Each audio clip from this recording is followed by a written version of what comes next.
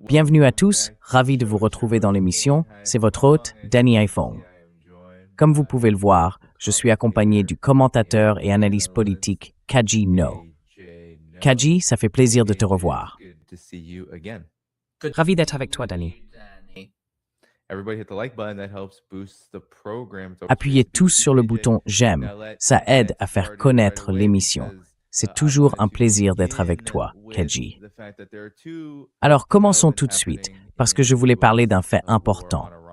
En ce moment, il y a deux développements qui se produisent en parallèle dans la guerre menée par les États-Unis contre l'Iran.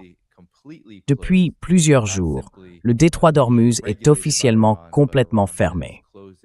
Pas simplement contrôlé par l'Iran, mais bel et bien fermé au trafic commercial, à cause de l'agression des États-Unis contre lui pendant 2 jours consécutifs la semaine dernière.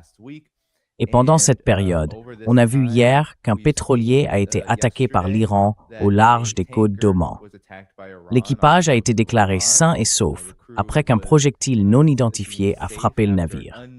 L'Iran a confirmé avoir tiré des coups de semonce et qu'il veille à ce qu'aucun navire tentant de quitter le détroit ne puisse effectivement en sortir.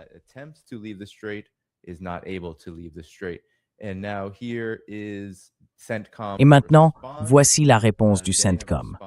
Ils ont déclaré que l'Iran avait lancé des drones d'attaque à sens unique pour bloquer le transport maritime commercial, mais que le CENTCOM les avait tous abattus. Les forces américaines l'ont fait ces dernières heures.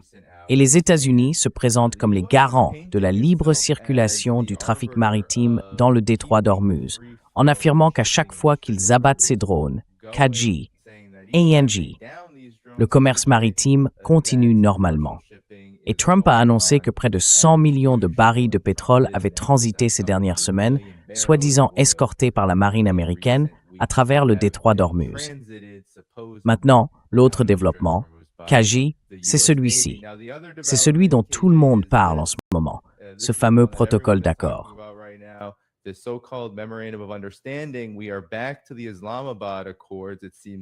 On dirait qu'on revient aux accords d'Islamabad, comme plus tôt ce printemps, quand le cessez-le-feu, soi-disant, avait été négocié pour la première fois.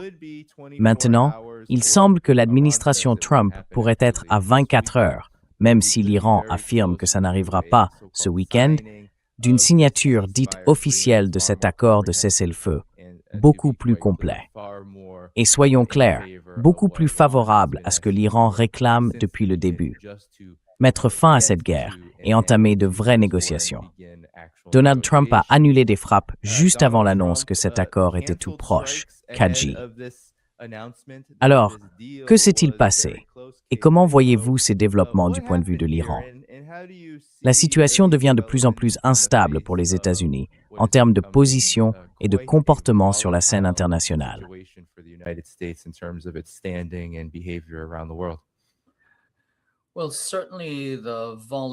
Eh bien, c'est sûr que la volatilité, la violence, l'agressivité, tout ça, ce n'est pas nouveau. La différence, c'est que ce n'est plus aussi bien dissimulé, à mesure que les États-Unis perdent leur domination sur le récit. Mais je pense que ce qu'il faut vraiment comprendre, c'est que l'Iran a l'avantage dans l'escalade. Le ministre des Affaires étrangères, Araghchi, a dit qu'il cherchait à consolider leur succès sur le terrain dans cet accord. Les États-Unis et l'Iran semblent, enfin, les deux ont dit qu'ils étaient très proches d'un accord. Et le Premier ministre pakistanais a aussi affirmé qu'ils étaient vraiment, vraiment proches. Mais quand on écoute certaines déclarations, on a quand même l'impression qu'ils sont encore très très loin sur les questions de fond. On comprend que ce sera un processus par étapes. D'abord un gel du conflit, puis de nouvelles négociations.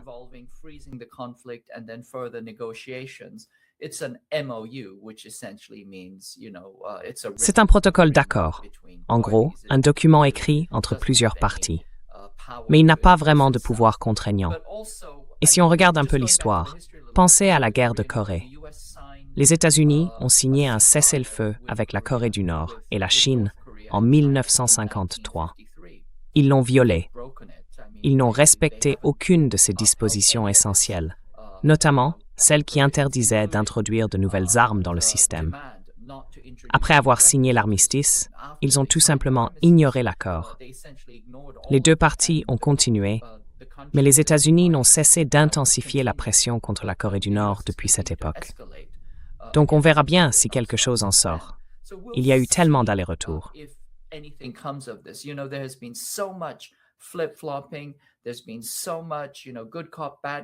Il y a eu tellement de comportements du genre bon flic, mauvais flic, Dr. Jekyll et Mr. Hyde, que c'est vraiment difficile de savoir à quoi s'en tenir.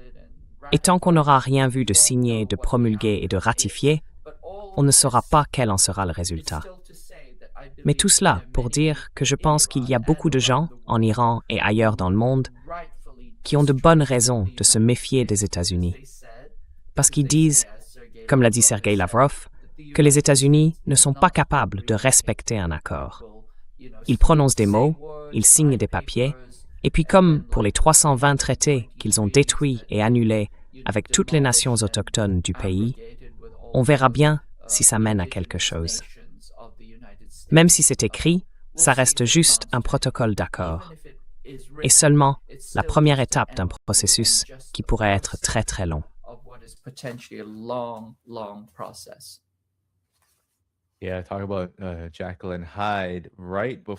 Oui, on peut vraiment parler d'un côté Jekyll et Hyde. Juste avant ce revirement soudain de l'administration Trump qui s'est mise à vouloir conclure un accord, CNN rapportait qu'il y avait des plans datés du 12 juin. Enfin, ils ont été publiés le 12 juin.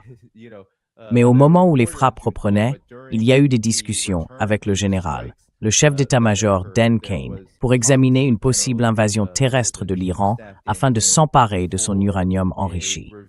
Et maintenant, CNN rapporte qu'en réalité, l'Iran a pris des mesures pour rendre toute entrée dans ses installations d'uranium impossible. Ils ont fortement miné les zones autour des entrées qui ont déjà été effondrées, donc impossible de s'en emparer. Mais malgré tout, ces discussions ont eu lieu très récemment. Donc encore une fois, ce va-et-vient, cette attente d'une guerre semble toujours bien présente, aussi bien dans l'esprit des Iraniens que j'en suis sûr dans celui du reste du monde.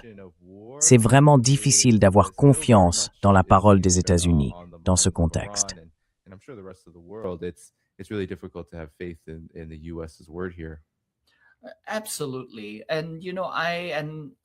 Absolument. Et vous savez, moi comme d'autres commentateurs, on l'a déjà dit, dans cette guerre, les États-Unis ne se battent pas seulement contre l'Iran. En réalité, ils se battent contre les faits eux-mêmes. Et vous savez, la réalité finit toujours par gagner. Le simple fait, c'est que si les États-Unis décidaient d'occuper l'Iran avec des troupes au sol, il leur faudrait probablement autour de 3 millions de soldats qu'ils n'ont pas. L'armée américaine compte environ 450 000 soldats, dont une proportion inconnue est réellement prête au combat. Il leur faudrait au moins 3 fois la force militaire de l'Iran pour pouvoir envahir le pays avec succès. Est-ce qu'ils envisagent une frappe éclair menée par des forces spéciales? C'est possible.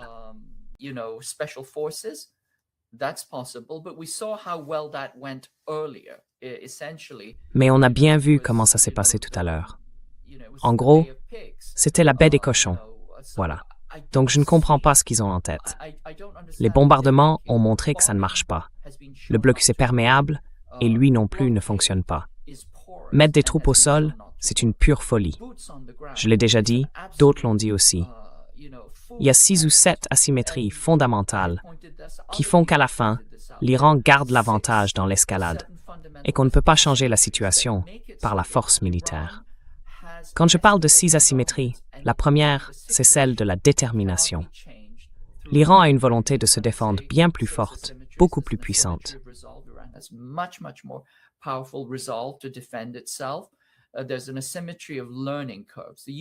Il y a une asymétrie dans les courbes d'apprentissage. Les États-Unis n'apprennent pas. L'armée américaine n'a plus rien appris depuis 1991. En fait, elle a essayé, vous savez, de recycler ses vieux plans de guerre des années 90. Et ça n'a pas vraiment marché. Elle aurait aussi dû tirer des leçons de la guerre en Ukraine. La première chose à faire, c'est d'éviter de concentrer les forces. Et quand elle a lancé la guerre contre l'Iran, Elle avait justement concentré ses forces, et toutes ses bases ont été frappées. Donc clairement, elle n'apprend pas. Et puis il y a une asymétrie économique, en gros, entre le capital industriel et le capital financiarisé. Il y a aussi une asymétrie des coûts. Beaucoup de gens l'ont déjà souligné, encore et encore.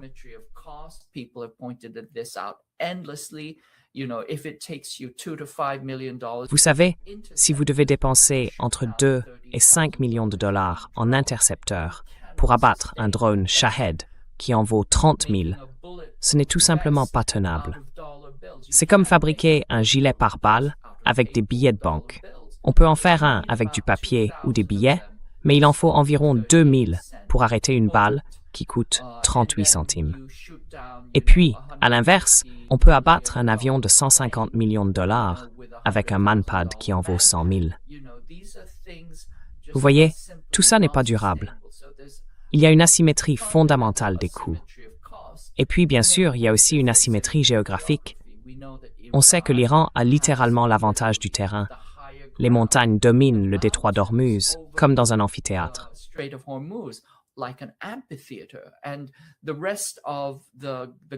Et le reste des États du Golfe, c'est une plaine alluviale plate. Vous voyez, eux, c'est le terrain, et l'Iran, c'est les gradins. Il y a une asymétrie fondamentale là. Une asymétrie dans la tactique, dans les moyens, et ainsi de suite. Il y a des réalités de fond qui font que les États-Unis ne peuvent pas l'emporter. En fait, l'Iran a infligé aux États-Unis une défaite stratégique, sans doute la plus importante depuis le Vietnam ou même depuis la Corée. Et les États-Unis ne l'ont toujours pas accepté. Ils continuent à se vanter de leur capacité à, disons, imposer leur volonté à l'Iran, alors que les Iraniens ont été très très clairs. Ils n'en ont absolument pas l'intention.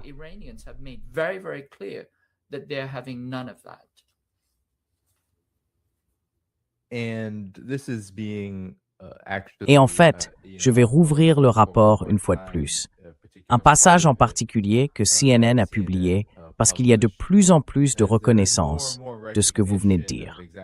Parce que dans ce revirement, l'arrêt de tout plan d'invasion, tout ça s'est passé au cours du dernier mois, jusqu'à cette annonce selon laquelle un accord serait imminent ou soi-disant imminent. Parce que comme on l'a dit, la parole des États-Unis ne vaut pas grand-chose. Mais d'après CNN, les planificateurs militaires américains avaient estimé qu'une opération terrestre contre l'Iran présenterait un niveau de risque élevé, voire extrême.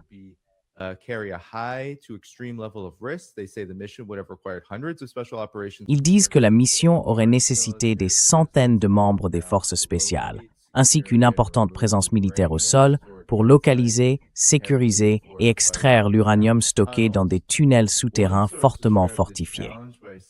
Une source a résumé la difficulté en disant que, pour y parvenir, les États-Unis devraient en réalité envahir l'Iran. Même si les services de renseignement affirment apparemment connaître l'emplacement du stock d'uranium iranien, des experts nucléaires cités par CNN ont mis en doute la possibilité d'identifier, de sécuriser et d'extraire ce matériau dans des conditions de combat.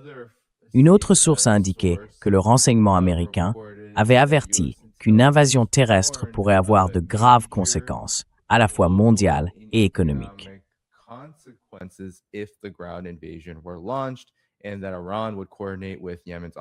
Et que l'Iran coordonnerait avec Ansar Allah au Yémen pour fermer le détroit de Bab el-Mandeb, un autre passage maritime essentiel.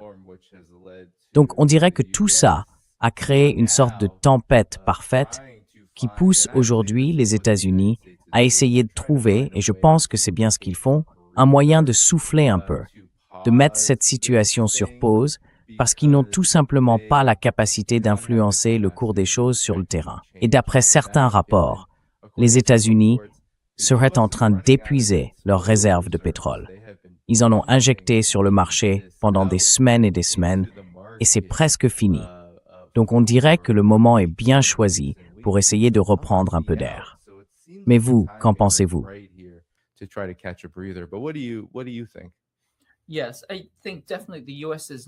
Oui, je pense que clairement, les États-Unis cherchent à reprendre leur souffle. En gros, pour le dire de façon imagée, l'Iran a mis les États-Unis et leurs alliés dans une prise d'étranglement. Et les États-Unis se débattent. Ils essayent de s'en libérer, mais ils n'y arrivent pas. Alors maintenant, ils essayent de s'en sortir par la parole, de gagner un peu de temps, de voir s'ils peuvent renverser complètement la situation. Mais ça n'arrivera pas. Vous savez, le détroit d'Ormuz, c'est fondamental. En fait, l'Iran a clairement dit que c'était une zone placée sous sa souveraineté, avec l'Iran. Ils ne vont pas y renoncer. Et ça, c'est un levier essentiel qui ne changera pas.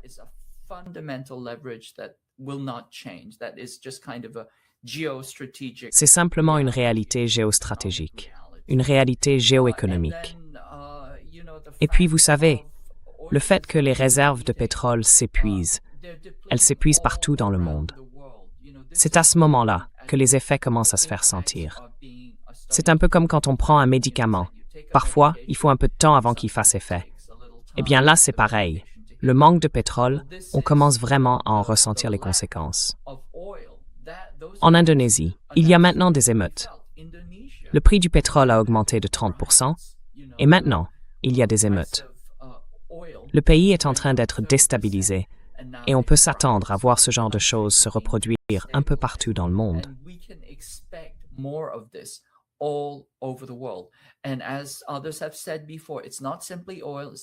Et comme d'autres l'ont déjà dit, ce n'est pas seulement le pétrole, ce n'est pas seulement le diesel, ce n'est pas seulement le gaz naturel.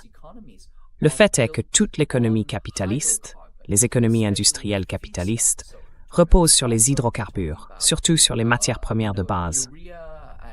Donc quand on parle de soufre, on parle aussi d'urée et d'ammoniac pour les engrais industriels. On parle de nafta. Le nafta, tout ce qui est en plastique chez vous, vient probablement du nafta. Chaque fil électrique isolé a commencé avec du nafta. Et j'ai entendu des gens dire, oui, c'est bien, on va se débarrasser des plastiques.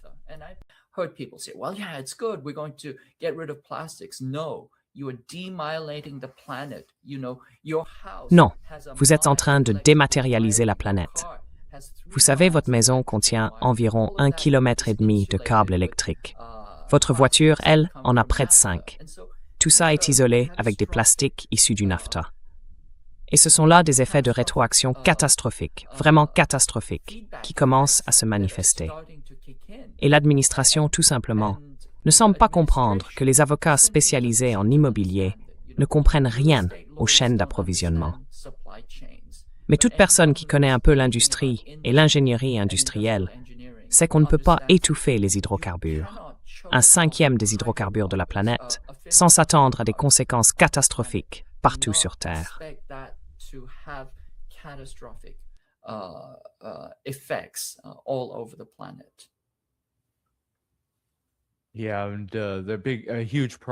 Oui, et un énorme problème va se poser pour les États-Unis quand il y aura une reconnaissance, une prise de conscience, qu'on a déjà vu à plusieurs reprises, que l'Iran ne va pas céder.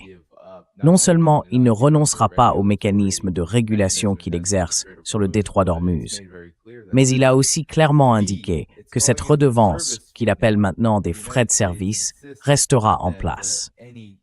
Les États-Unis affirment que tout péage, entre guillemets, sera inacceptable. Mais pour l'instant, seul l'Iran a réellement le pouvoir de réguler le détroit d'Ormuz, parce que c'est uniquement l'Iran, et dans une certaine mesure Oman aussi, puisque le détroit longe sa frontière.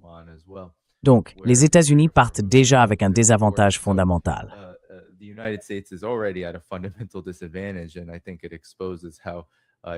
Et je pense que ça montre bien que c'est en réalité l'appareil militaire américain, la marine, tout ce système d'autorité impériale qui doit intervenir pour essayer d'imposer ces conditions. Ce modèle, visiblement, ne fonctionne plus. Et à mon avis, l'Iran en est un exemple frappant, même si ce n'est clairement pas le seul. On voit bien qu'il devient pratiquement impossible pour les États-Unis d'atteindre leurs objectifs par la voie militaire. Et je pense que c'est pour ça qu'il y a autant de confusion autour de cette guerre en particulier, Kaji. Mais qu'est-ce que vous en pensez, vous, et quelles en sont, selon vous, les conséquences plus larges? Parce que j'aimerais vraiment qu'on parle aussi de ce qui se profile ensuite. Il y a des évolutions très intéressantes sur la manière dont les États-Unis pourraient rediriger leur attention une fois qu'ils auront repris leur souffle avec l'Iran. si jamais c'est le cas.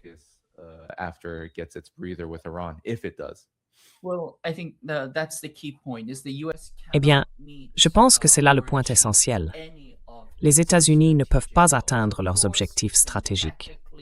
Bien sûr, ils peuvent infliger des dégâts sur le plan tactique, ils peuvent faire souffrir le peuple iranien, ils peuvent détruire des dizaines de milliers de bâtiments, y compris des écoles avec de jeunes enfants, des écoles de formation d'enseignants, et ainsi de suite. Tout cela, ils peuvent le faire. Ils peuvent aussi détruire les infrastructures civiles, les réservoirs, les systèmes de purification de l'eau, etc. Tout cela est possible. Mais ça ne veut pas dire qu'ils peuvent gagner.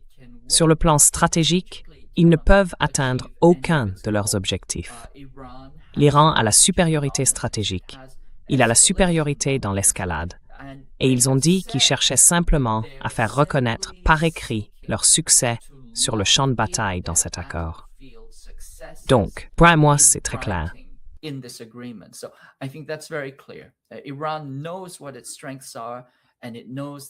L'Iran sait très bien où sont ses points forts, et il sait aussi que les États-Unis sont en position de faiblesse. Et il sait, et il insiste là-dessus, qu'il contrôlera le détroit d'Ormuz. Vous savez, encore une fois, le détroit d'Ormuz, c'est l'une des artères vitales des hydrocarbures, un peu comme la carotide dans le corps humain. Il faut absolument que ça circule pour que le corps politique et économique mondial reste en bonne santé. À l'origine, l'Iran avait proposé quelque chose comme $1 par baril, une sorte de droit de passage ou de péage. Si on fait le calcul, selon la part de ce baril qui devient de l'essence plutôt que d'autres produits, on arrive à quelque chose entre 2 et 4 centimes par gallon.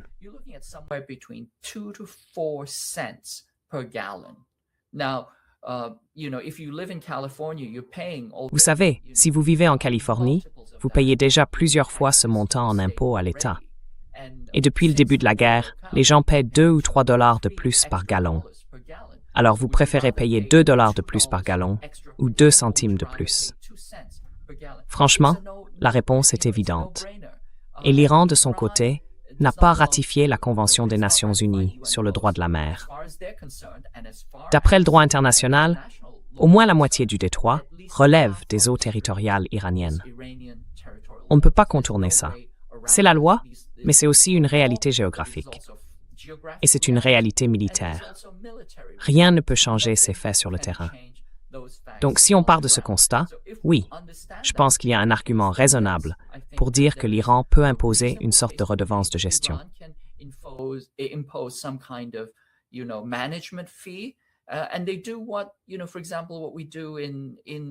Et ils font par exemple ce qu'on fait en Californie. Le Parlement de Californie a décidé que toutes les universités publiques, les universités de l'État, devaient être gratuites. Mais elles ne le sont pas.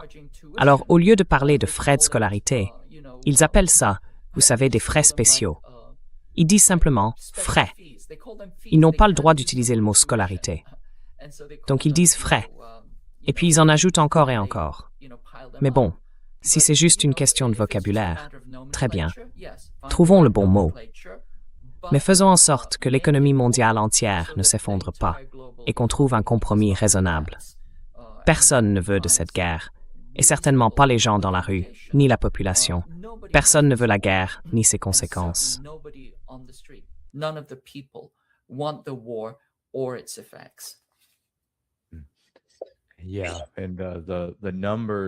Oui, et les chiffres ne cessent de s'aggraver pour Donald Trump.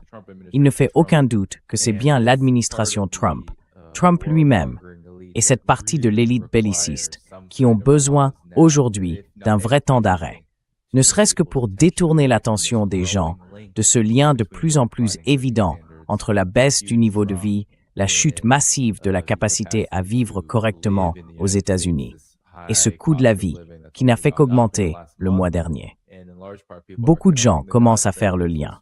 C'est cette guerre qui provoque cette grande crise économique, ce boulet qui devient chaque jour un peu plus lourd autour de leurs pieds. Maintenant, KG, il semble bien que puisqu'on en a parlé à plusieurs reprises dans cette émission, nous soyons d'accord tous les deux pour dire que les États-Unis, en tant qu'empire, s'enfonce dans une sorte de scénario de Troisième Guerre mondiale.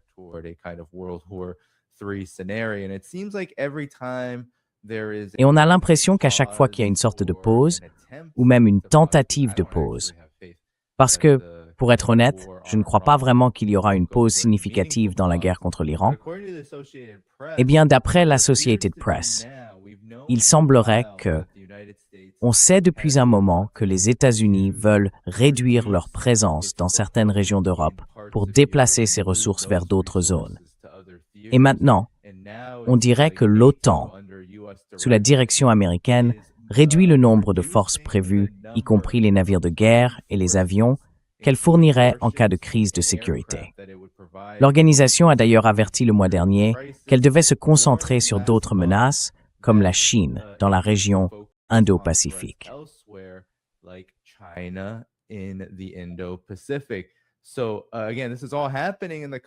Encore une fois, tout ça se passe dans le contexte de ce qu'on appelle cet accord. Les États-Unis se retrouvent vraiment et sont encore empêtrés en Asie de l'Ouest et au Moyen-Orient. Mais on a l'impression qu'il y a quand même un grand mouvement pour essayer de s'occuper du reste de la zone Asie-Pacifique qui, au fond, tourne entièrement autour de la Chine. Qu'est-ce que vous en pensez? Parce qu'on a aussi beaucoup à dire sur la Corée et surtout sur la Corée du Nord. Maintenant qu'elle est de plus en plus scrutée par les commentateurs américains, notamment les think tanks. Mais d'abord, j'aimerais entendre votre avis là-dessus. The Western Atlantic Empire, that is, Europe and the United States, is parasitic on constant and consistent extraction from the global South. It essentially is a parasitic neo-colonial relationship. And when China arose, it broke that mold of neo-colonial subjugation. And as China increases its economic and political capacity, it is creating, a force field that allows other countries more choice and eventually the capacity to break away from this, imperial system. So they're dead set on taking China down. They believe that they have to destroy China in order to maintain their quote-unquote unipolar global hegemony. And so I've always said that, this is a three-course meal. The main dish is China. They want to destroy China because China is the key. Ils veulent détruire la Chine, parce que la Chine est la force gravitationnelle centrale du monde multipolaire. Et puis bien sûr, l'entrée, c'était censé être la Russie, et le dessert, l'Iran. L'entrée devait être expédiée rapidement. Vous savez, en gros, la Russie, c'était juste une station-service avec des prétentions, et ils pensaient pouvoir simplement lui marcher dessus. Ensuite, ils prévoyaient de faire la guerre à la Chine, puis de s'occuper de l'Iran après coup.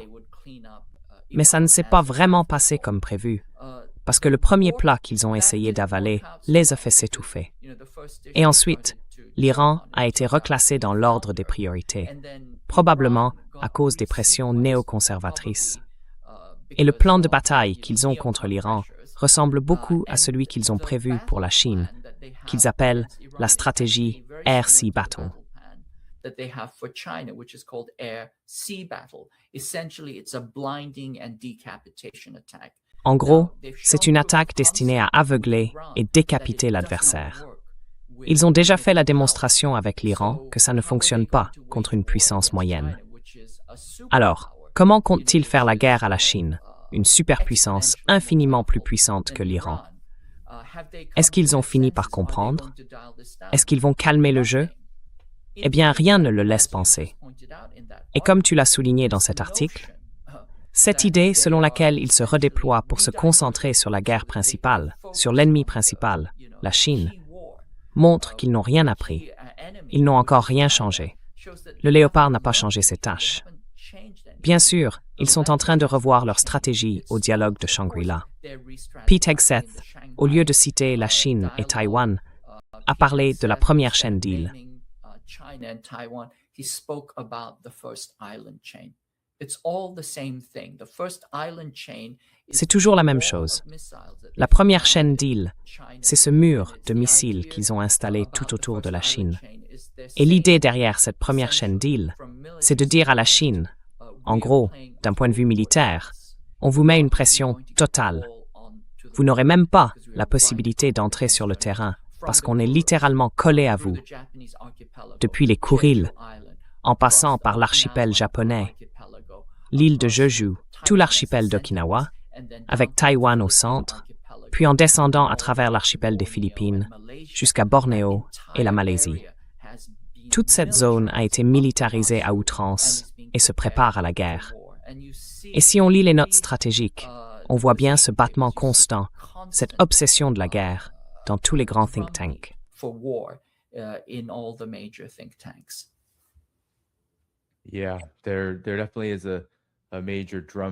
Oui, il y a clairement un mouvement de fond. Je voulais en parler maintenant, parce qu'on a beaucoup insisté sur le rapprochement entre la Chine et l'Iran, et en partie entre la Russie et l'Iran, pour faire face à cette volonté des États-Unis de les détruire un par un, comme vous l'avez décrit. Mais il y a un autre développement qui se déroule pratiquement sous le nez des États-Unis, alors qu'ils restent très concentrés sur l'Iran, et que, de toute évidence, ils ont échoué dans leur tentative de le détruire.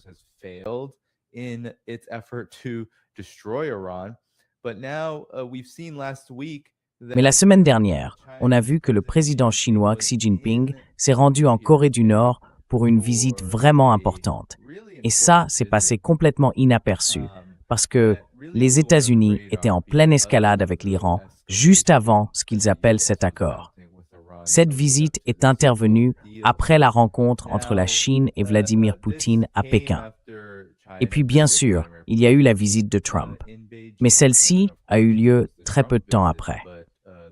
Et j'aimerais qu'on écoute ce que CBS en a dit, Kaji, parce que je trouve que c'est très révélateur de la façon dont les médias américains, surtout les grands médias, traitent ce genre d'événements.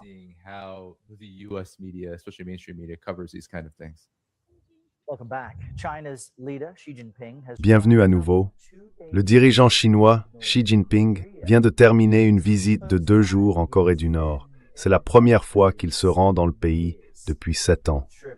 Le voyage a compris un accueil en grande pompe pour le président chinois, ainsi qu'une rencontre bilatérale et plusieurs apparitions publiques avec le dirigeant nord-coréen Kim Jong-un. Anna Koren, correspondante internationale de CBS News, suit tout cela pour nous depuis Hong Kong. Bonjour Anna. Comment la Chine et la Corée du Nord décrivent-elles cette visite?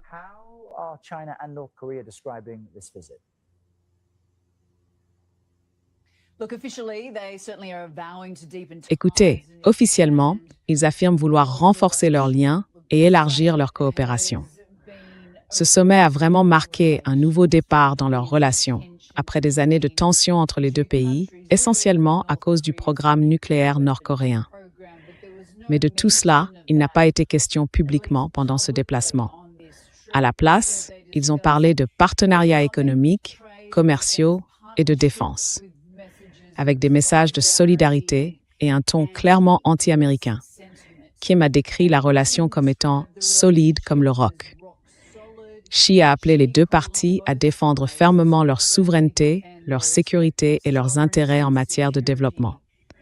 Xi était accompagné de son épouse, Peng Liyuan.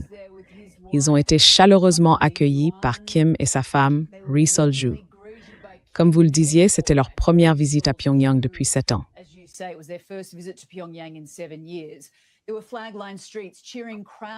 Les rues étaient bordées de drapeaux, la foule applaudissait. Il y avait une garde d'honneur et d'immenses portraits des deux dirigeants. Plus tard, ils ont assisté à un spectacle de chants révolutionnaires et patriotiques chinois et nord-coréens avant un banquet d'État. Mais la visite de Xi est aussi perçue comme un contrepoids à l'influence russe, qui s'est vraiment renforcée depuis la guerre en Ukraine. En échange d'armes et de milliers de soldats nord-coréens, la Russie a offert à Pyongyang une aide financière dont le pays avait cruellement besoin. Et elle a aussi reconnu la Corée du Nord comme un État doté de l'arme nucléaire, donnant à Kim la confiance nécessaire pour redoubler d'efforts dans le développement de son programme nucléaire, qui est considéré comme bien plus avancé que celui de l'Iran.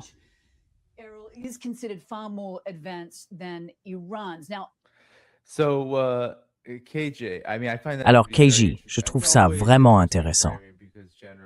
C'est toujours fascinant de voir comment on présente les choses, parce qu'en général, il y a toujours une forme de rivalité majeure entre la Russie, la Chine et la Corée du Nord. Mais même les images de cette visite étaient très parlantes, très chaleureuses en fait. Et tout ça s'est passé un peu sous le radar, jusqu'à ce qu'on voit maintenant une avalanche d'articles. L'Institut Hudson et d'autres think tanks se mettent à parler de la RPDC. Certains vont même jusqu'à dire que l'Iran serait une quatrième grande puissance. Et maintenant, dans ces cercles, on commence à évoquer la Corée du Nord comme un acteur qui prend énormément d'importance, pas seulement parce qu'elle parvient à se maintenir et à survivre, mais parce qu'elle devient un joueur majeur dans ce monde en mutation, mené par l'Iran, la Chine et la Russie. Qu'est-ce que vous pensez de ces évolutions? Et dans quelle mesure cet échec en Iran est-il lié à tout ça?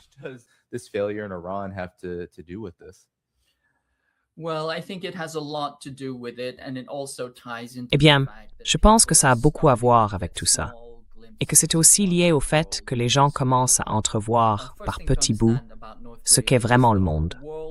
La première chose à comprendre à propos de la Corée du Nord, c'est que c'est l'État socialiste le plus ancien au monde. Il a survécu à l'Union soviétique de presque 10 ans à ce stade. C'est une puissance technologique. Les gens ne réalisent pas ça. Et jusqu'en 1979, elle était en fait plus riche que la Corée du Sud. Les gens ont toujours tendance à voir la Corée du Sud comme, vous savez, une sorte d'État modèle, une démocratie capitaliste exemplaire. Non, non. Jusqu'en 1979, la Corée du Nord était réellement plus prospère et sans doute plus développée. Et on pourrait même dire, vous voyez, qu'à l'époque, c'était un meilleur endroit que la Corée du Sud.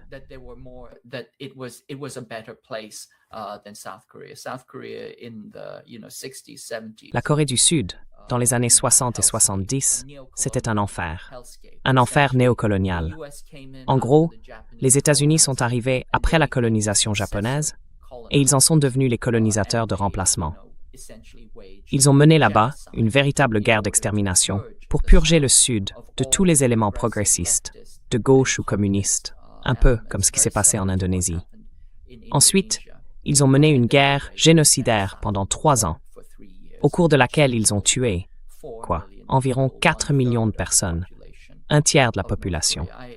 Je dis souvent aux gens, regardez Gaza, ce qui s'est passé à Gaza, les bombardements, le massacre, le génocide, et multipliez ça par une zone 700 fois plus grande. Là, vous avez une petite idée de ce que la Corée du Nord a traversé. Et pourtant, elle n'a pas été détruite. Elle a tenu bon. Et elle a toujours entretenu des relations solides avec la Chine.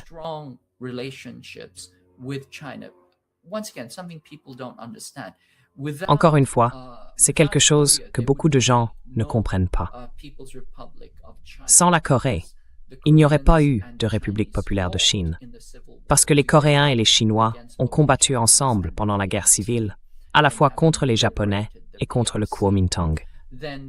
Et après avoir contribué à la libération de la Chine populaire, les Coréens, qui avaient pris part à la guerre civile chinoise, sont revenus en Corée du Nord, où ils ont essayé de la défendre face à l'empiètement et à l'expansion constante des États-Unis. La plupart des gens ont une vision complètement faussée de la Corée du Nord. Mais la première chose à comprendre, c'est que la Corée du Nord et la Chine ont toujours été très proches, historiquement comme politiquement. Mao disait que leur relation était plus proche que les lèvres et les dents.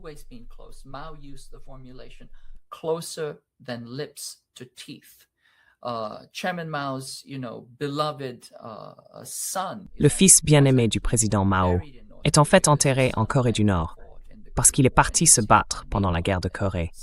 Il a été touché par du napalm et complètement brûlé. Mais la Corée du Nord, c'est le seul pays avec lequel la Chine a un traité de défense mutuelle. Et ce traité est toujours en vigueur aujourd'hui. Par exemple, quand Kim Jong-un se rend en Chine, même pendant la fête du printemps, la Chine arrête tous les autres trains pour qu'il puisse faire passer le sien à travers le pays. Quand il est allé au Vietnam, c'était un peu comme Moïse ouvrant la mer, littéralement. Donc les gens se trompent. Ils ne comprennent pas vraiment la nature de la relation entre la Corée du Nord et la Chine, qui est extrêmement étroite. Between North Korea and China, which is very, very close. And this most recent meeting emphasized not simply Et cette dernière rencontre a mis l'accent non seulement sur la proximité de leur histoire, mais aussi sur leur volonté d'approfondir et de renforcer la communication et la coordination stratégique, tout en défendant le système international et en promouvant une multipolarisation du monde plus égale et plus ordonnée. En gros, ils disent « on s'allie, on se serre les coudes et on va résister à l'Empire pour aller vers une structure plus équilibrée, plus souveraine, fondée sur des États multilatéraux. » Je pense que c'est très clair. Et encore une fois, l'accent de cette rencontre n'était pas simplement mis sur les échanges culturels ou les bonnes intentions, mais bien sûr la coordination stratégique. Et ça montre clairement que la Chine est très consciente que les États-Unis continuent d'intensifier la tension vers la guerre en Asie de l'Est et tout le long de la première chaîne d'îles. Danny, je crois que ton micro est coupé. Danny, I think you're muted. Oh, sorry about that, everyone. Yeah, but most definitely. Désolé pour ça, tout le monde. Oui, absolument. Beaucoup de gens ne le savent peut-être pas, KG, mais le Wall Street Journal a publié récemment un article expliquant que la Corée du Nord, la RPDC, est en fait l'une des plus surprenantes réussites économiques du monde. Et j'ai trouvé ça vraiment intéressant, parce qu'on présente souvent la RPDC comme étant en tension avec la Chine à propos de la soi-disant question nucléaire. Mais d'un autre côté, même le Wall Street Journal reconnaît maintenant que ce partenariat entre eux a renforcé la capacité de la Corée du Nord, de la RPDC, non seulement à survivre, mais aussi à prospérer. Il parlait de systèmes de paiement par QR code, similaires à ceux de la Chine. Il mentionnait aussi que les véhicules électriques produits en Chine sont partout. Je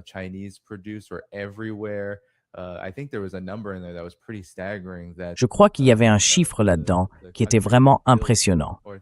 Le pays, ou plutôt Pyongyang, la capitale, aurait construit plus de logements neufs que Chicago et Los Angeles aux États-Unis. Et pour ceux qui ne le savent pas, ce sont deux villes immenses aux États-Unis. Donc oui, ces chiffres sont vraiment frappants. Et ils montrent quelque chose d'assez similaire, je pense, à ce qu'on voit avec l'Iran. C'est-à-dire que ces pays, un peu en marge, qu'on considérait souvent comme les prochains sur la liste, semblent avoir trouvé de plus en plus d'espace pour se développer. Et ensuite, ils construisent des partenariats avec des pays qui sont par nature beaucoup plus grands et qui ont peut-être bénéficié d'avantages qu'eux n'avaient pas, comme la capacité de la Chine à faire partie du système économique mondial depuis des décennies.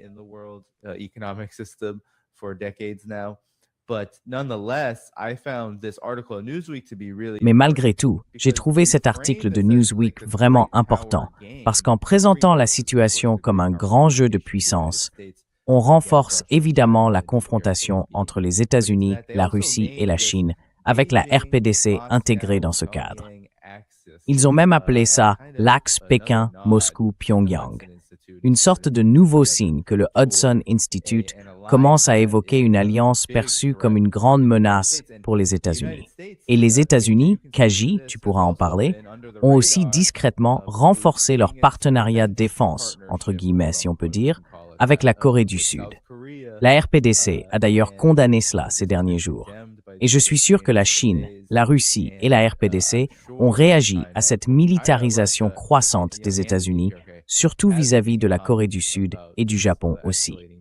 Alors qu'en penses-tu? Comment tout cela s'articule selon toi?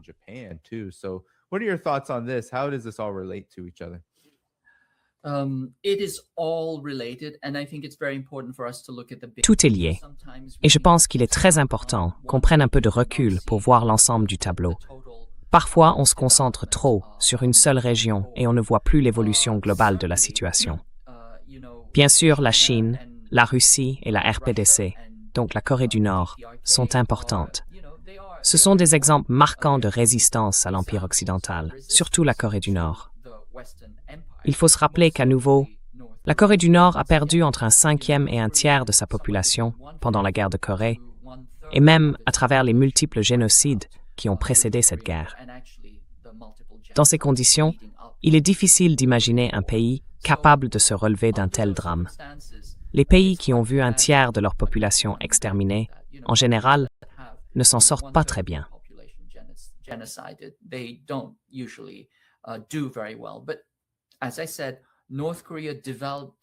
Mais comme je l'ai dit, la Corée du Nord s'est développée plus vite que la Corée du Sud jusqu'au milieu des années 70.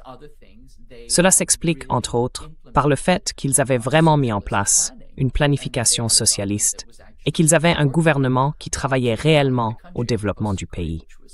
À l'inverse, la Corée du Sud était alors un foyer de corruption, de détournement et, en somme, d'exploitation néocoloniale. Par la suite, ils ont connu une période extrêmement difficile après la chute de l'Union soviétique, surtout dans les années 90, pendant ce qu'ils appellent la marche ardue. À ce moment-là, comme on le voit aujourd'hui avec Cuba, les sanctions américaines étaient si sévères qu'elles ont presque provoqué une famine, avec d'innombrables souffrances et privations. Mais depuis cette époque, ils se sont relevés et ils progressent à pas de géant dans leur développement. On peut voir leur économie s'envoler.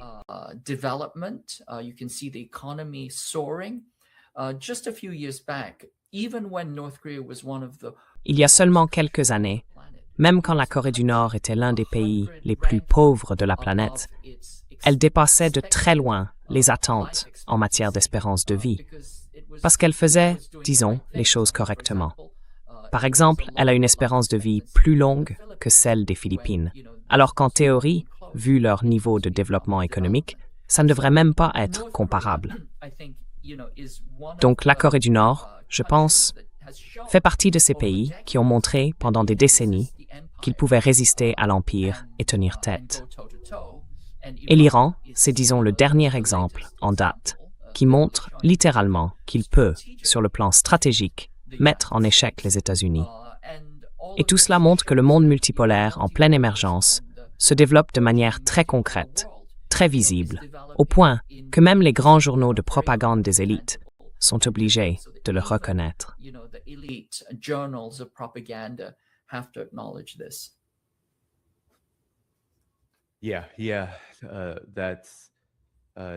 Oui, oui, c'est clairement le cas. On voit bien qu'il n'est plus possible de nier que les États-Unis ne peuvent plus imposer leur puissance comme avant, en espérant atteindre cette domination totale qu'ils recherchent. En ce moment, il y a aussi de grands défis qui s'accumulent. Avec l'Iran, on a vu comment cette tension a fini par devenir une crise mondiale majeure. Mais tout ça s'ajoute les uns aux autres. Et il y a beaucoup de choses qu'on ne voit pas, ou du moins qu'on ne nous montre pas, et qui vont continuer à évoluer. Et je pense que la capacité de la RPDC, non seulement à rester un pays résilient, capable de survivre sous le poids de sanctions économiques brutales et sous la menace de la guerre, mais aussi à progresser à travers ce processus, est vraiment significative.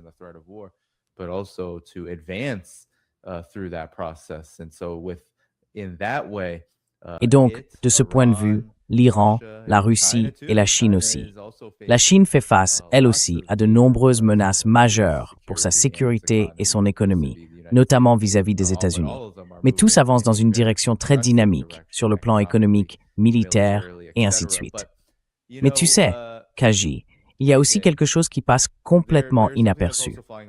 Il y a eu d'importantes frappes en Nigeria, menées par le commandement des forces américaines pour l'Afrique, le US Africa Command, avant hier, si je ne me trompe pas. Et maintenant, Trump vient d'annoncer qu'il a, et tout cela est une pure folie, qu'il a fait assassiner sur le territoire vénézuélien un soi-disant chef du Tren de Aragua, que je pensais, à ce stade, être une invention totale.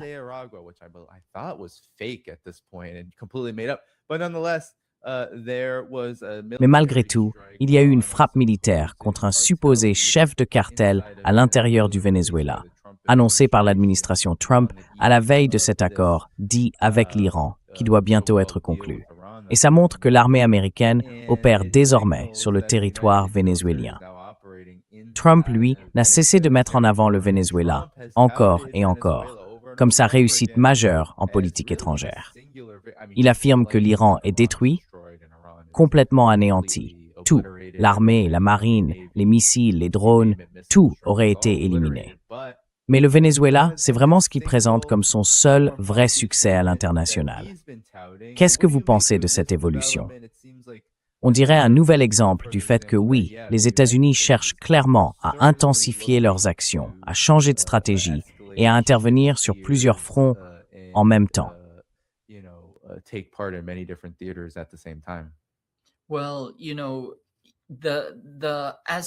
Eh bien, vous savez, à mesure que l'Empire s'affaiblit, il multiplie les atrocités purement démonstratives qu'il commet. Donc, je m'attends à en voir davantage. Il y aura plus d'attaques, des meurtres gratuits, sans fondement, injustifiés, des crimes de guerre, des crimes contre l'humanité. Je pense qu'on peut s'attendre à ce que ça continue. Mais je crois aussi que cela révèle une peur profonde, une haine et une grande faiblesse de la part de l'Empire. S'il le pouvait, il ferait la même chose à la Corée du Nord, à l'Iran, à la Chine. Mais comme ils ne le peuvent pas, eh bien ils se contentent de brutaliser et de frapper, vous savez, n'importe quelle partie faible ou plus faible à leur portée, y compris les soi-disant alliés des États-Unis.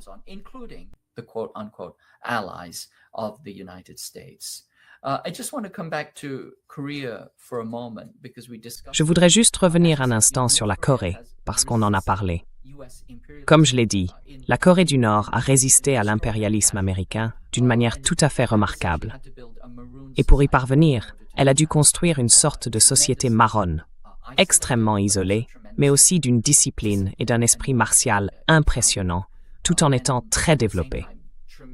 C'est, vous savez, ce que j'appelle parfois la Wakanda originelle, un État secret que personne ne connaît vraiment, mais qui possède des technologies incroyables et qui est capable de se défendre. D'ailleurs, je crois que Kathleen Cleaver a donné naissance à sa fille en Corée du Nord. Jo Ju-young, sa fille, est effectivement née là-bas. Elle décrivait le pays comme une sorte de Suisse communiste ou d'Asie de l'Est.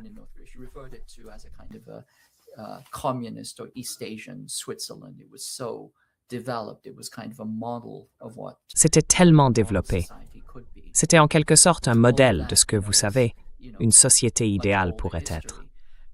Tout ça, c'est de l'histoire ancienne. Mais la Corée a toujours servi de relais à la projection de puissance des États-Unis en Asie de l'Est. Pendant la guerre du Vietnam, 320 000 soldats coréens ont combattu comme vassaux des États-Unis et ils ont commis d'innombrables atrocités. Vous savez, quand les États-Unis sont entrés en Afghanistan, les troupes sud-coréennes étaient là avec eux dès le départ.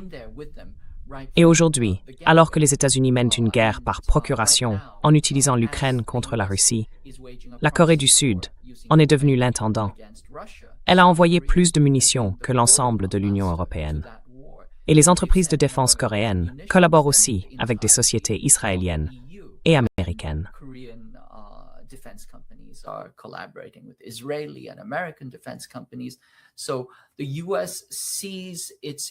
Les États-Unis considèrent que leur base industrielle est faible à l'intérieur même du pays, mais ils veulent externaliser cette chaîne d'approvisionnement industriel vers la Corée du Sud, le Japon et, dans une certaine mesure, l'Inde.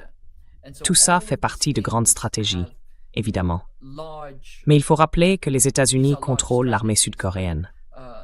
La Corée du Sud compte environ 500 000 soldats d'actifs, très bien entraînés, prêts à combattre. Et elle dispose aussi d'environ 3 100 000 réservistes, également prêts à se battre. C'est l'une des plus grandes forces militaires du monde, avec au total 3 600 000 soldats. Pourquoi est-ce que c'est important? Eh bien, parce que les États-Unis ont le contrôle opérationnel de toutes les troupes sud-coréennes, de leur matériel, de leurs bases, et ainsi de suite.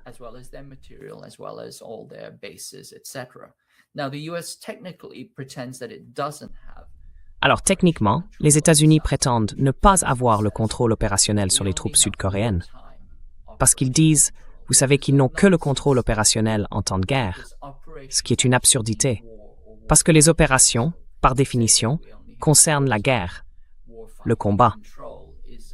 Donc dire qu'on a le contrôle que pendant la guerre, c'est, vous voyez, un pléonasme, une tautologie. Mais en réalité, à chaque fois que les États-Unis le veulent, ils prononcent les mots magiques, 2 mots, DEFCON 3. Et à ce moment-là, ils prennent le contrôle de toute l'armée sud-coréenne et de son matériel. Et c'est très clair qu'ils préparent tout cela en alliance avec le Japon, en alliance avec les Philippines, en utilisant Taïwan comme un déclencheur et la Corée comme un autre pour attiser et faire monter les tensions vers une guerre contre la Chine.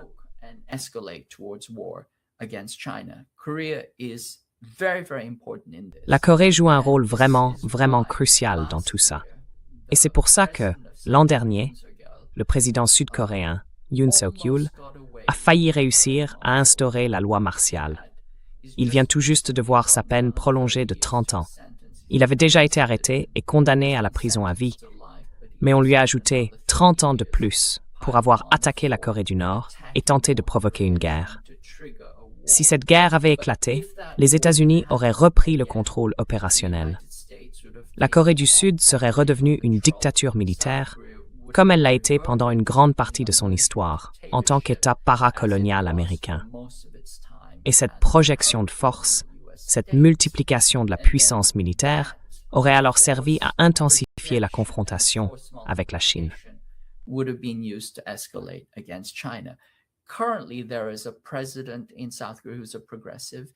En ce moment, il y a en Corée du Sud un président progressiste, Lee Jae-myung. Il veut reprendre le contrôle opérationnel. Il veut restaurer la souveraineté de la Corée du Sud. Mais à mon avis, il est très limité dans ses marges de manœuvre. Il avance sur une ligne extrêmement fine, presque un champ de mine. Il essaie de trouver un moyen pour que la Corée du Sud gagne un peu plus d'autonomie, subisse moins de pression et soit moins impliquée dans les guerres menées par les États-Unis. Jusqu'à récemment, il y a eu de grandes manifestations dans les rues de Corée du Sud pour protester contre un déploiement sud-coréen en Iran. Les Coréens, qui ont déjà vu ce genre de situation à plusieurs reprises, craignaient que leur armée soit envoyée comme troupes terrestres en Iran.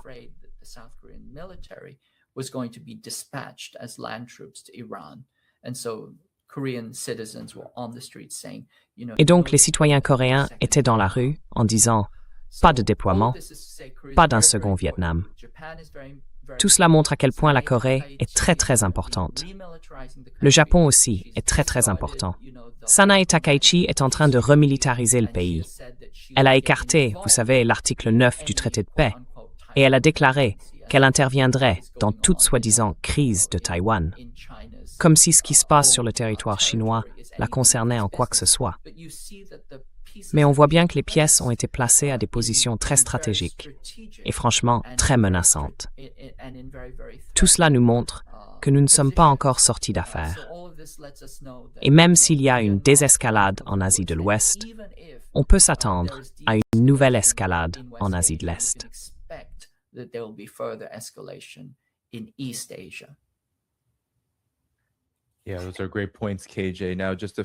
Oui, très bonne remarque, KJ. Alors, avant de conclure, on va prendre quelques questions du public. J'en ai une ici, je la trouve intéressante.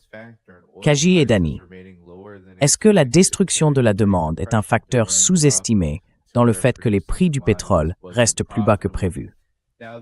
Pendant la Grande Dépression, la demande avait tellement chuté que produire des matières premières n'était plus rentable. Et puis je précise aussi, juste pour ajouter un élément, certains économistes, des gens tout à fait établis, venant d'institutions comme Goldman Sachs, affirment que les opérations américaines consistant à faire sortir des navires du détroit d'Ormuz de nuit, en éteignant leurs transpondeurs et en les guidant hors du golfe Persique, auraient en partie contribué à cette situation. Mais je suis curieux d'avoir votre avis, parce qu'il y a pas mal de gens qui remettent en question cette version. Vu qu'on n'a pas vraiment de preuves que des navires aient effectivement quitté la zone à cause de ce genre d'opération. Alors, qu'est-ce que vous pensez de ce que Sparky a soulevé?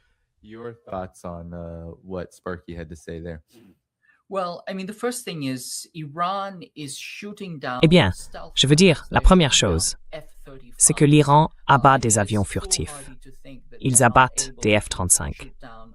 Je pense que c'est insensé de croire qu'ils ne seraient pas capables d'abattre un ravitailleur qui avance à la vitesse d'un vélo, juste devant chez eux, alors qu'ils ont un amphithéâtre surplombant tout le golfe. Donc, À mon avis, c'est très improbable. Maintenant, je dirais que la destruction de la demande n'est pas aussi simple qu'on le pense. Tout simplement parce que la demande d'hydrocarbures est inélastique. Comme je l'ai déjà dit, le capitalisme industriel repose sur une chaîne d'approvisionnement en hydrocarbures.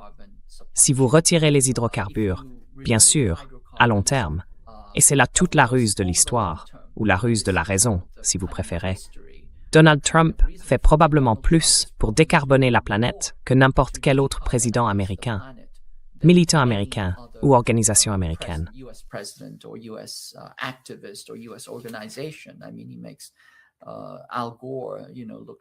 Je veux dire, à côté de lui, Al Gore passe presque pour un amateur. Mais je pense que le point essentiel à comprendre, c'est qu'à l'heure actuelle, le pétrole et les hydrocarbures ne sont pas facilement remplaçables.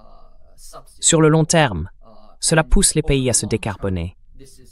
Et on commence à le voir avec la montée en puissance des véhicules électriques et de la production d'énergie durable, que la Chine, notamment, fournit au reste du monde. La production d'énergie durable, c'est presque un bien commun mondial. Donc c'est une évolution très positive. Mais à court terme, je pense qu'on doit s'attendre à énormément de souffrances, de chaos, de perturbations. Ce n'est pas quelque chose de simple ou de tranché.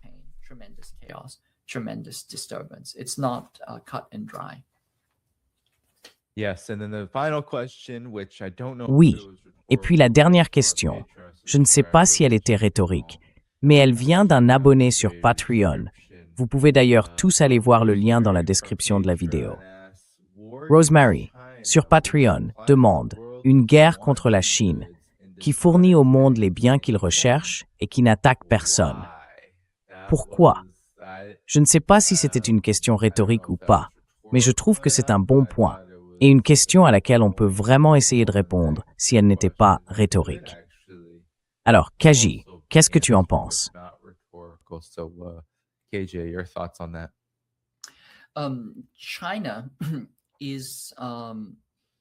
La Chine, les États-Unis préparent explicitement une guerre contre la Chine depuis 2009, quand ils ont en fait rédigé des plans de guerre.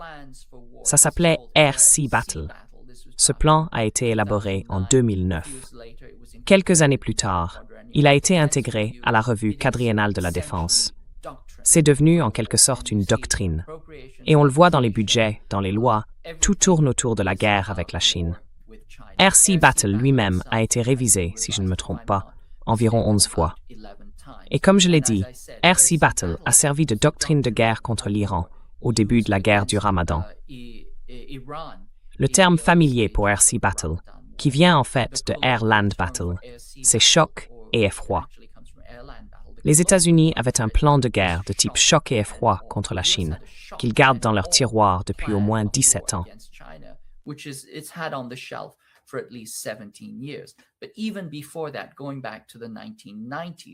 Mais même avant ça, si on remonte aux années 90 et au début de l'administration Bush dans les années 2000, les États-Unis avaient déjà envie d'en découdre avec la Chine. Alors, comme le dit Rosemary, pourquoi faire la guerre à la Chine? C'est une question complexe, mais au fond, la Chine remet en cause le contrôle de l'Empire occidental sur la planète. Comme je l'ai dit, c'est une relation parasitaire. L'Occident tire chaque année entre 2 et 5 000 milliards de dollars d'un échange inégal. En gros, il vide le Sud global de ses ressources. Le Sud global n'est pas appauvri parce qu'il serait pauvre, mais parce qu'il a été sous-développé, exploité et systématiquement maintenu dans cet état.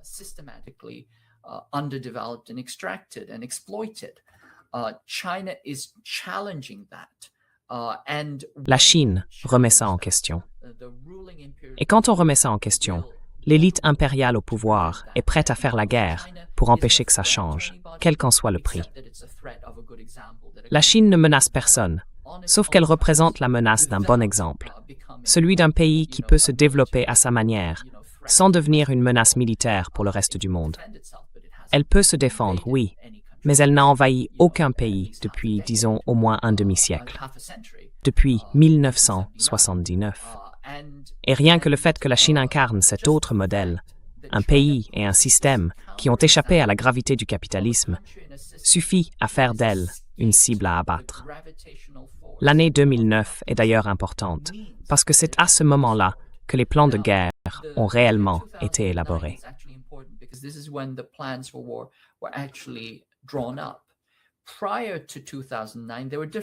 Avant 2009, il y avait différents camps qu'on appelait les panda sluggers et les panda huggers. Mais, dans l'ensemble, l'idée des panda huggers, ceux qui cherchaient à dialoguer avec la Chine, c'était qu'on pouvait l'amener à devenir une sorte de fermier locataire sur la plantation capitaliste. En gros, qu'elle resterait un atelier bon marché et qu'on pourrait en extraire les richesses sans qu'elle s'y oppose vraiment. Et si elle ne le faisait pas, si elle ne devenait pas capitaliste, ou une puissance subalterne à l'intérieur du système capitaliste, eh bien, elle finirait simplement par s'effondrer. Donc, il y avait à la fois une logique de l'effondrement et une logique de l'absorption dans la pensée de la classe dirigeante américaine. Hillary Clinton disait chaque année que la Chine était un État Potemkin.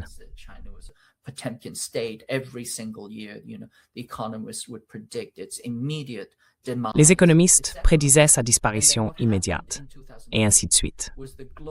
Et puis, en 2008, le système financier capitaliste mondial s'est effondré. Il s'est littéralement écroulé sur lui-même. Le seul pays qui est resté debout parce qu'il n'était pas directement lié à ce système, c'était la Chine. Et la Chine a montré qu'on pouvait se développer selon ses propres termes, sans devenir plus capitaliste, plus dépendant des hydrocarbures, plus violent ou plus impérialiste. Cet exemple, on ne veut pas qu'il tienne. Alors, quand la Chine ne s'est pas effondrée, mais que l'Occident, lui, a failli le faire en 2008, lors de la crise financière, c'est là que les couteaux sont sortis. Et c'est à ce moment-là qu'on a commencé à élaborer un plan de guerre ouverte contre la Chine.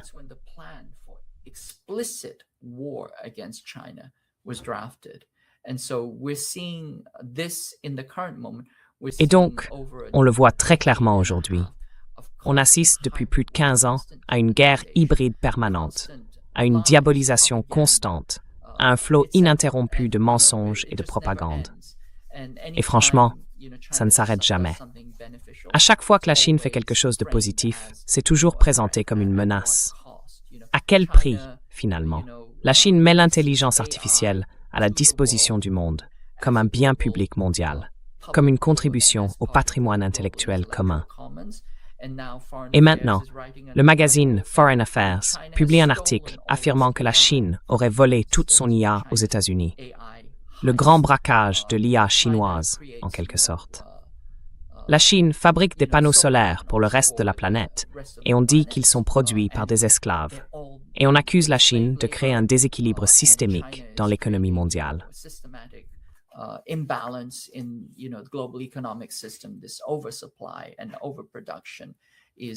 Cette surproduction, cette offre excessive, tout ça, tu vois, ça plonge le système économique mondial dans le chaos. Franchement, c'est absurde. Tout ça vient du fait que le capitalisme, à son stade monopolistique, fait trois choses. Il pourrit tout, il arnaque les gens, pense à toutes les manières dont on se fait arnaquer, et puis il se financiarise. Il cherche des profits de rente et crée de l'argent à partir de rien. Tous ces types dans la crypto, qui croient pouvoir créer de l'argent à partir de rien, ça illustre parfaitement les contradictions fondamentales du capitalisme. Et à cause de ça, il s'affaiblit, il se sape lui-même face à une économie industrielle planifiée. Mais ça, c'est quelque chose d'intolérable. Alors, on assiste à une ultime tentative pour détruire toute forme de défi au capital mondial.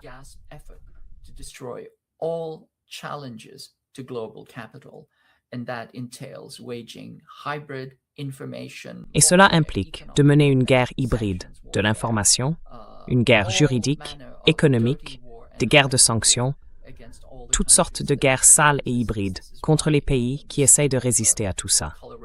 C'est pour ça qu'on voit toutes ces révolutions de couleur en Europe de l'Est, ces renversements de dirigeants en Asie du Sud-Est et autour de la Chine.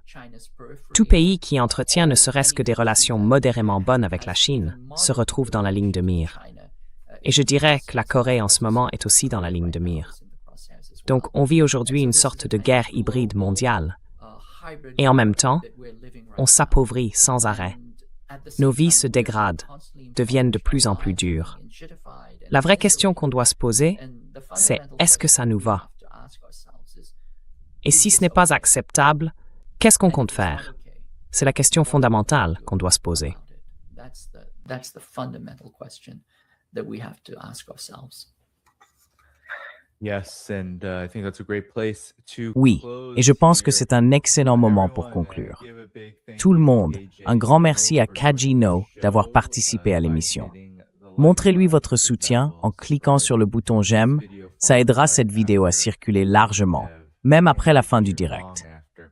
Dans la description de la Also, vidéo, in the vous video trouverez tous les liens description, pour find soutenir la all chaîne, links for the Patreon, channel, Substack Patreon, et bien Substack, d'autres and encore. more. I wanna Je veux give a aussi big remercier thank you to chaleureusement everyone toutes else celles who et ceux gave qui ont apporté leur super soutien, chats or que ce super soit par des stickers, super chats, for your des super comments, stickers ou simplement today, par vos everyone in commentaires the aujourd'hui. chat, everyone who viewed, Merci à and tout le monde dans le of chat, course, the à toutes les moderators. personnes qui ont I regardé, believe there was et bien one sûr aux modérateurs. Pilgrim, Je crois qu'il y avait forgive me Where if I Pilgrim. forgot anybody Pilgrim. else who was Pardonnez-moi si moderating j'oublie quelqu'un the chat qui a today, aidé à and modérer members aujourd'hui. as well.